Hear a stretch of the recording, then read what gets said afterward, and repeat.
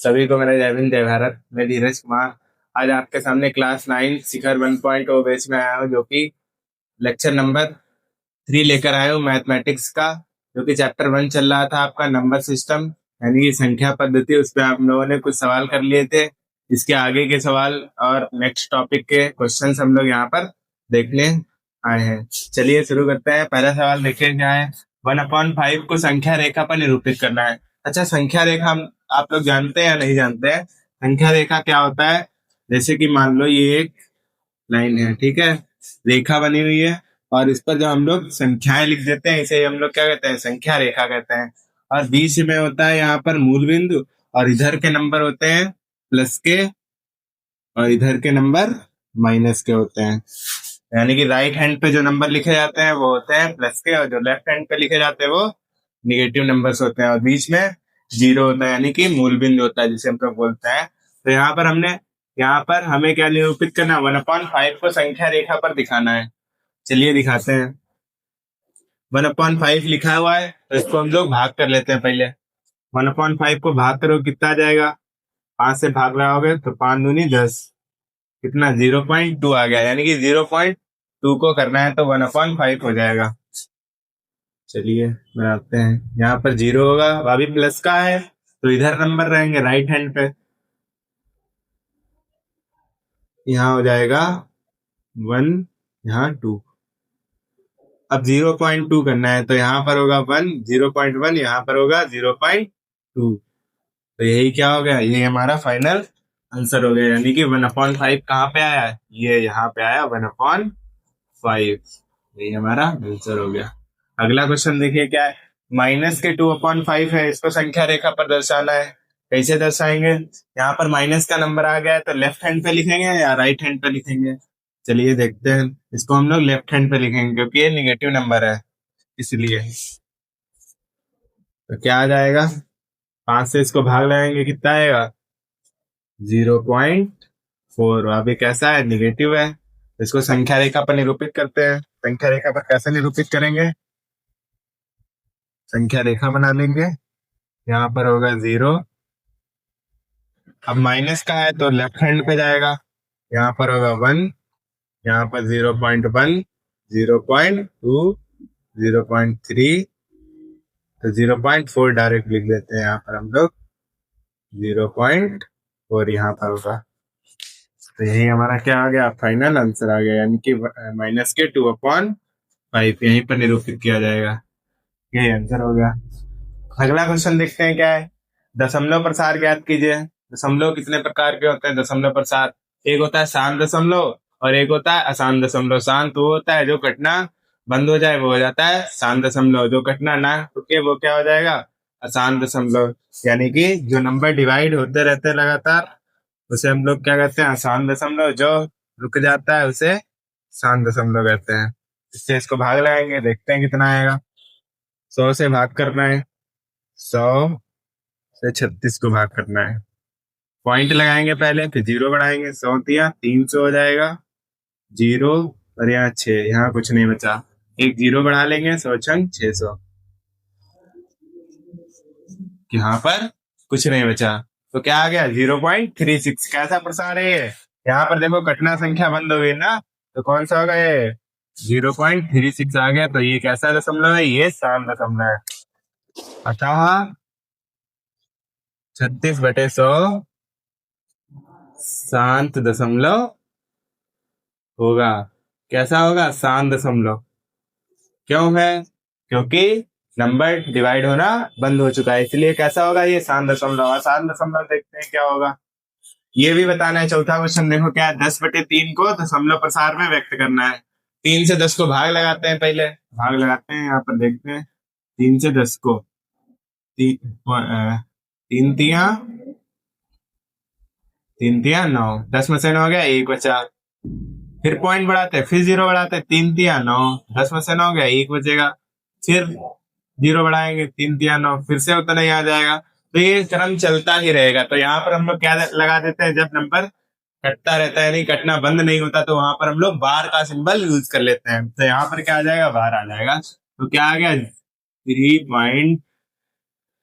33 unlimited time यानी कि limited नहीं है, तो एक ऐसा दशमलव हो जाएगा 10/3, अतः 10/3 अशांत दशमलव। कैसा होगा?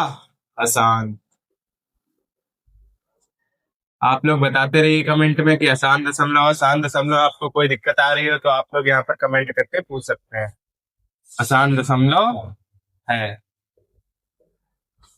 तो शांत और शांत आपको अच्छे से क्लियर हो गया। तो आप लोग ऐसे क्वेश्चन लगा लेंगे ना, तो शांत दशमलव क्या होता है और अशांत दशमलव क्या होता है आप लोग अब अच्छे से कर सकते हैं। अब 1 और 2 के बीच में हमें क्या ज्ञात करनी है? अपरिमेय संख्या। अच्छा, अपरिमेय संख्याएं क्या होती हैं? हमने पहले वाले लेक्चर में आप लोगों को, जो पहला लेक्चर आया था मैथमेटिक्स का क्लास 9th में, उसमें हम लोगों ने डेफिनेशन ही पढ़ी थी। सम, विषम, परिमेय, अपरिमेय, रियल नंबर और क्या बोलते हैं अपरिमेय संख्याएं पढ़ी थी उसमें। तो अपरिमेय संख्याएं क्या होती हैं? वे संख्याएं जिन्हें हम p/q के रूप में नहीं लिख सकते हैं, वे क्या कहलाती हैं? अपरिमेय संख्याएं कहलाती हैं। तो इसमें हमें क्या करना है? 1 और 2 के बीच में अपरिमेय संख्याएं बतानी है। तो इसका फार्मूला होता है अंडर रूट के अंदर a b। क्या होता है? रूट के अंदर a और b। a क्या हो जाएगा? जो पहला नंबर है उसे हम लोग a मान लेते हैं, a बराबर 1। यहाँ लिख लो माना माना a बराबर 1 और b बराबर 2। यहाँ लिख लिया करो गिवन दैट। और फार्मूला क्या है? रूट में ए बी, इनकी गुणा करा देते हैं, 1 गुणे 2, तो क्या आंसर आ गया? रूट में 2। ये हमारा फाइनल आंसर हो गया। बस ऐसे ज्ञात किए जाते हैं। जब भी अगर तुमसे पूछ लिया जाता है, अगर मान लो यहाँ पर 3 लिखा है, यहाँ पर 2 लिखा है, तो क्या हो जाएगी? रूट में 6 हो जाएगी अपरिमेय संख्या। अब ये क्वेश्चन देखते हैं क्या है अगला। √2 और √3 के बीच की 3 अपरिमेय संख्या कितनी बतानी? 3 बतानी है। तो क्या हो जाएंगी? √2 और √3 के बीच में, एक नंबर से दूसरे नंबर के बीच में टोटल 10 अपरिमेय संख्याएं होती है। कितनी होती है? 10 होते हैं इरेशनल नंबर। तो निकालते हैं यहाँ पर हम लोग। क्या है? √2 है और √3 के बीच।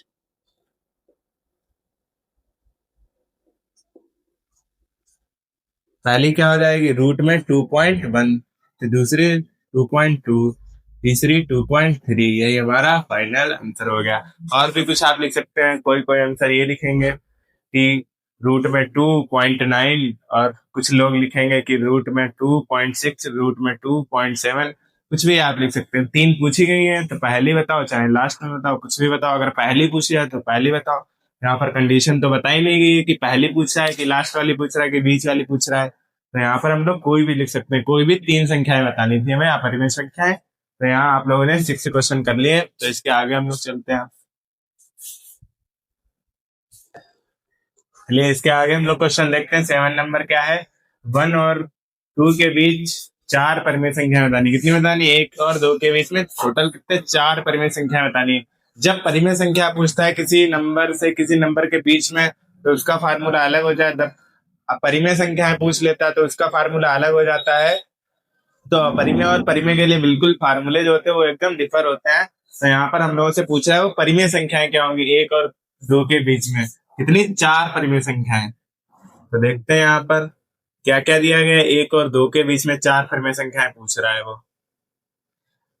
तो 1 और 2 के बीच की परिमेय संख्याएं निकालनी है हमें। कितनी? 4 निकालनी है। तो फार्मूला क्या होता है? a plus b/2। a की वैल्यू क्या हो जाएगी? यहाँ पर पहला वाला नंबर a हो जाएगा, दूसरा नंबर b हो जाएगा। तो लगाते हैं, पहली परिमेय संख्या निकालते हैं। पहली परिमेय संख्या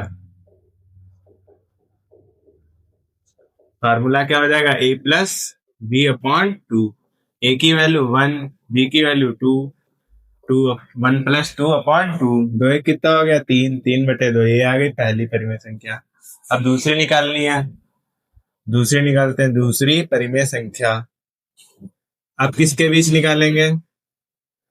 अच्छा आप लोग बताइए, यहाँ पर ये वाली वैल्यू और ये वाली वैल्यू, यानी कि एक को हमने एक बार 1 माना है और बी को 2 माना है, ये तो हम यूज कर चुके हैं। अब इसके बीच अगर हम लोग नंबर निकालेंगे फिर से यही रिजल्ट आ जाएगा। तो अब इसे नहीं यूज करना, आप किसे यूज करना? जो रिजल्ट आया है और जो हमें रिजल्ट पहले से दिए गए क्वेश्चन में, उन्हें हमें यूज करना है। तो एक बार पहले ए को यूज करते हैं और जो रिजल्ट आ गया है इनको दोनों को यूज करने पर उसे यूज करते हैं।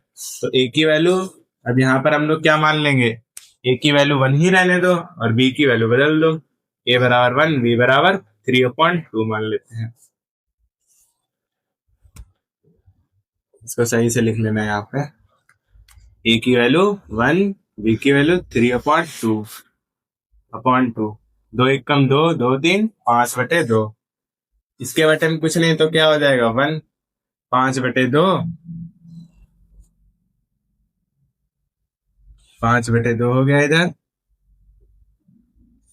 और इधर 1 संख्याएं पलट जाएंगे, वो ऊपर जाएंगे, 1/2 हो जाएगा। तो 5 एकम 5 आमने सामने गुणा, 2 दूनी 4, ये दूसरी परिमेय संख्या आ गई।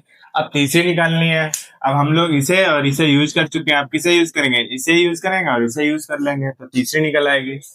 तीसरी परिमेय संख्या, तीसरी परिमेय संख्या किसके बीच निकालेंगे, एक बार ए को मान लेते हैं हम लोग 2, यहाँ पर ए को मान लेंगे 2 और बी को मान लेंगे 3/2। अब इससे ही निकालते हैं हम लोग, फार्मूला वही लगना है, a+b/2,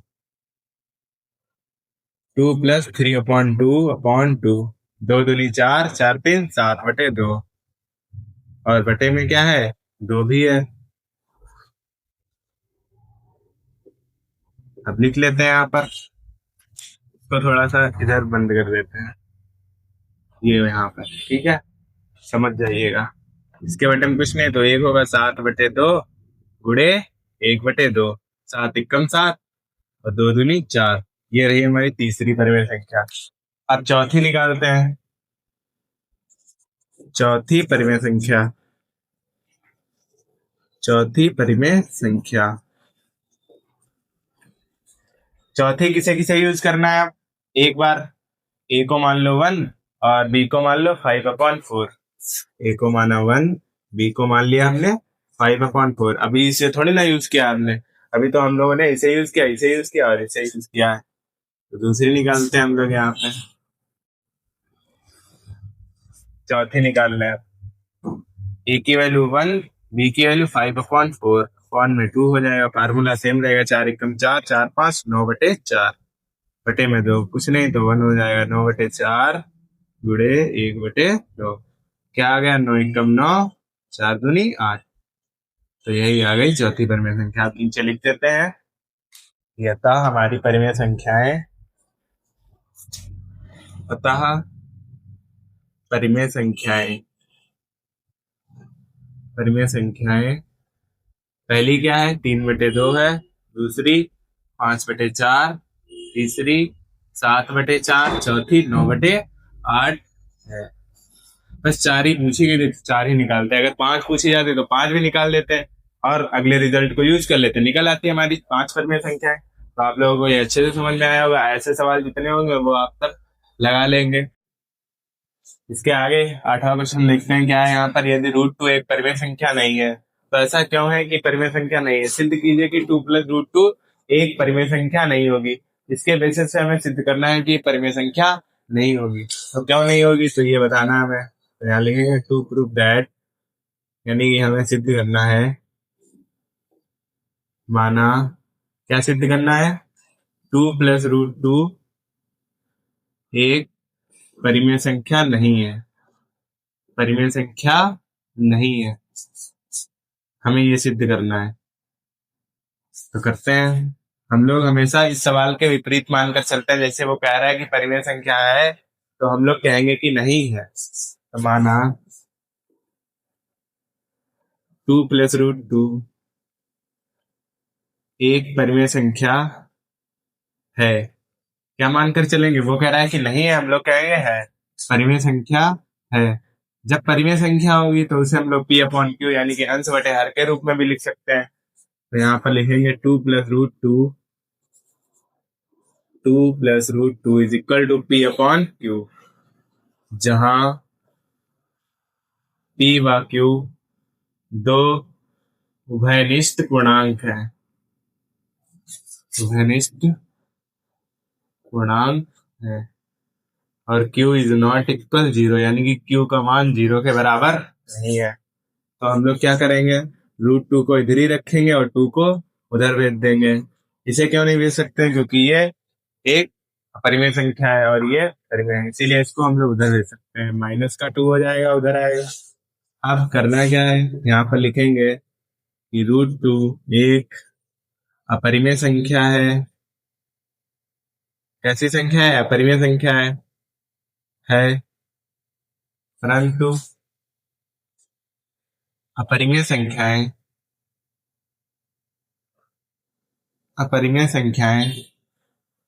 कभी भी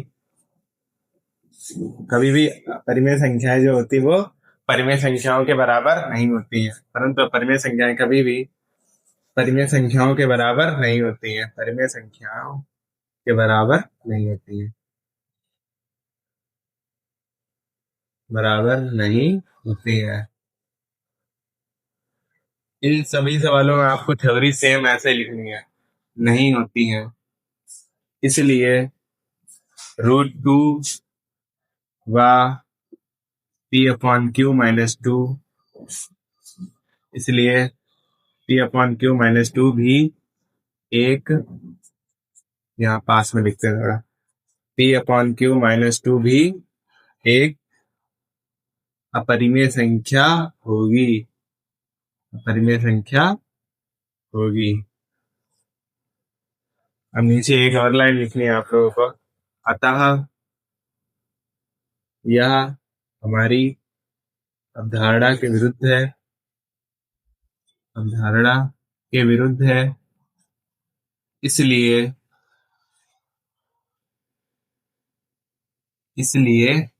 2 + √2 एक परिमेय संख्या नहीं होगी।